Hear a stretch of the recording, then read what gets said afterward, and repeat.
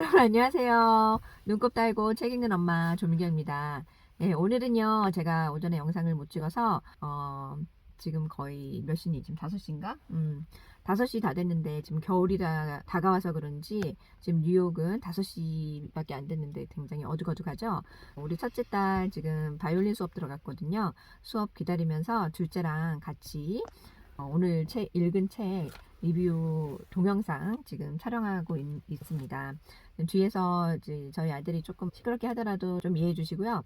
네. 캐럴 드웨이의 마인드셋 거의 다 읽어가거든요. 그래서 오늘은 성장 마인드셋이 무엇인지 다시 한번 자세히 그 정의를 짚어 가보도록 하겠습니다. 이 성장 마인드셋이라는 것은 한마디로 말하면 능력은 개발할 수 있다. 우리가 키워나갈 수 있다라고 믿는 거라고 보시면 되겠어요. 그런데 이거는 단순히 우리가 뭐 개방적인 마인드를 가지고 있고 또 유연한 생각을 하고 있다. 그런 것에 국한된 것이 아니에요. 능력을 키우는 데 있어서는 꼭 아주 많은 노력이 필요하다는 것을 우리가 잘 인식을 해야 된다는 겁니다. 그렇다면 이 성장 마인드셋을 키우기 위해서 어떻게 하면 좋을까라고 그 방법이 궁금할 수 있잖아요. 그 방법은 바로 우리가 칭찬할 때 뭘 칭찬을 해야 된다?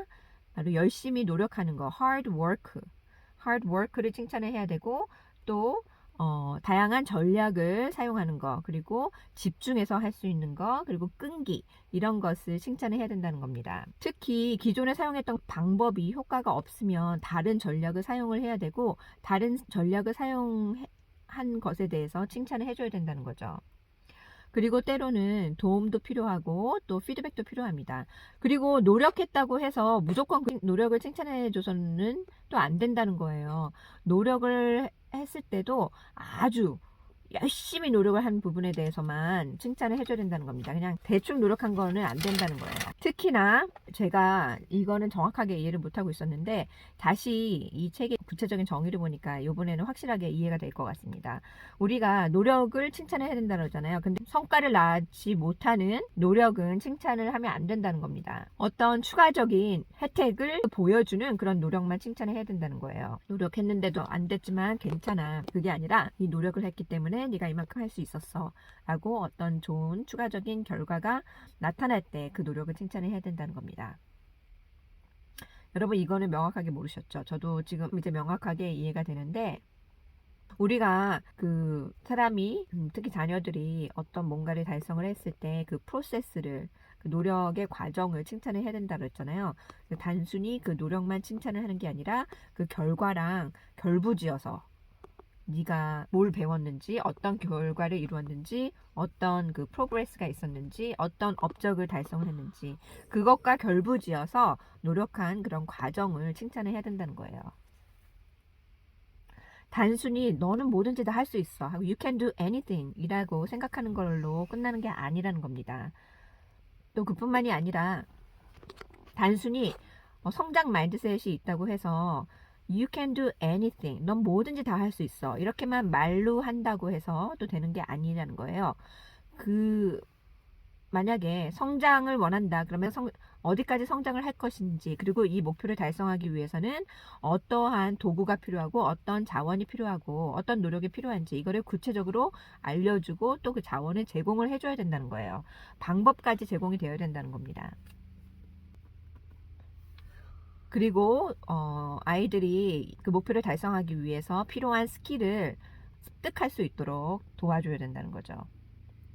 그뿐만이 아닙니다. 아이들이 어떤 그 평가를 당한다라는 느낌을 받지 않게 안전한 학습 환경을 또 만들어줘야 된다는 거예요. 그렇다면 진정한 성장 마인드셋을 우리가 어떻게 달성할 수 있을까요? 이 성장 마인드셋은 하루아침에 달성하는 게 아니에요. 그냥 단순히 나는 성장 마인드셋을 가진 사람이 될 거야 라고 선포한다고 해서 다 되는 게 아니라는 겁니다. 이것은 아주 긴 오랜 여정이고 엄청난 노력이 필요한 노력과 끈기가 필요한 그런 여정이라고 여러분이 이해를 하셔야 됩니다.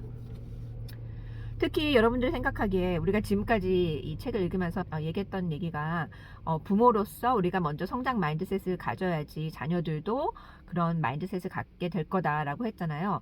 그런데 여기서 중요한 거는 부모가 성장 마인드셋을 가졌다고 해서 아이들이 자연스럽게 자동으로 그 마인드셋을 받는 게 아니라는 겁니다.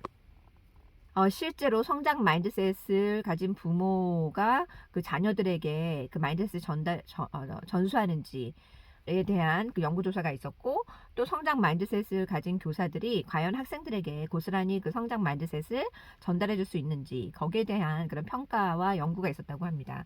그 결과 그렇지 않다라는 거예요. 우리가 생각하기에는 성장 마인드셋인 부모가 그 말과 행동으로 보여주면은 당연히 애들도 다 따라할 텐데, 자연스럽게 성장 마인드셋을 갖게 될 텐데라고 생각을 할 거 아니에요. 그런데 그렇지 않다는 거예요. 그 외에 또 뭐가 있다라는 거죠. 그게 뭐냐면 바로 성장 마인드셋 부모라 하더라도 이 부모의 마인드셋은 머릿속에 있다라는 거예요. 그래서 자녀들의 눈에는 보이지 않는다는 겁니다.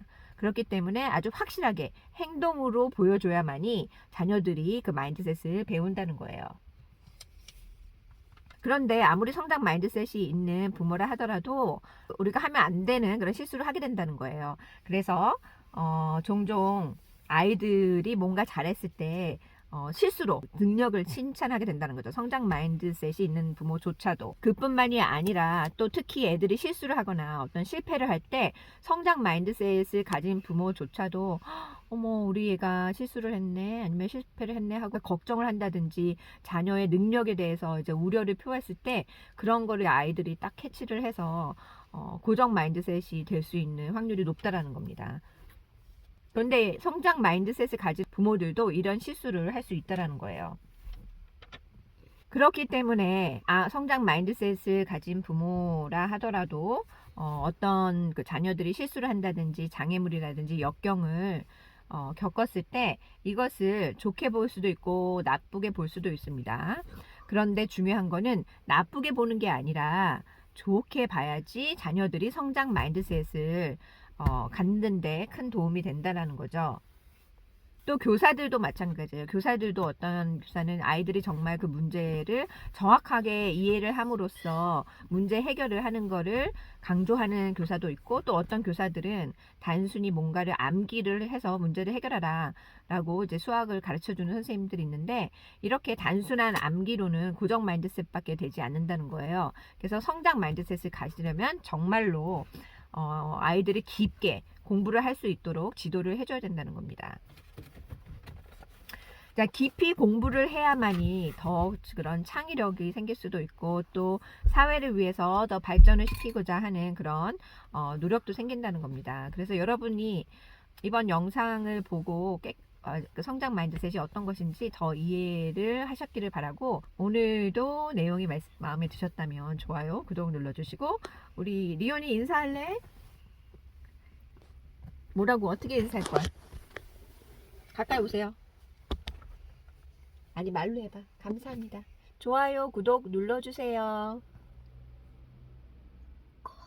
좋아요, 구독 눌러주세요. 감사합니다.